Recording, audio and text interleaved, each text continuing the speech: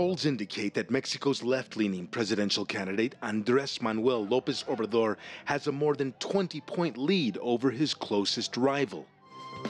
So during Sunday night's debate among the presidential candidates, supporters and critics watched carefully to see whether the frontrunner would say anything that might cost him his formidable lead. The four other contenders for Mexico's presidency spent much of the night attacking Lopez Obrador. One verbal assault came from the PRI candidate, who polls say is trailing a distant third. How are you going to explain to families that you want to sit down with these criminals and hold dialogue? With your ambition for power and your fear of losing again, you've become a puppet for criminals. Margarita Zavala, a former First Lady, is the only woman running.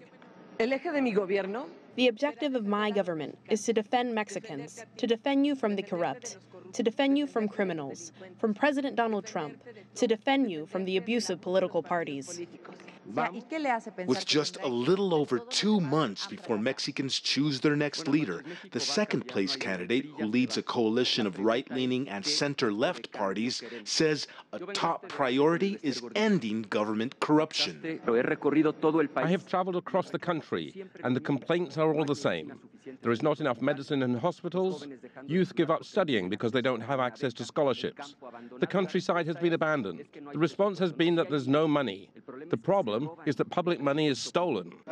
The biggest surprise of the night came from independent candidate Jaime Rodriguez. He says politicians caught stealing public money should have a hand cut off. We have to go beyond what we have already done. Yes. You are not being literal, are you? Of course. Those who steal have to have their hand cut off. In the end, most independent political analysts and observers agree Lopez Obrador did not make any major errors that might cost him his lead. For me, this is not just a job. It's about directing a movement of millions of Mexicans, conscientious, free men and women who are ready to transform Mexico. I am the leader of this movement.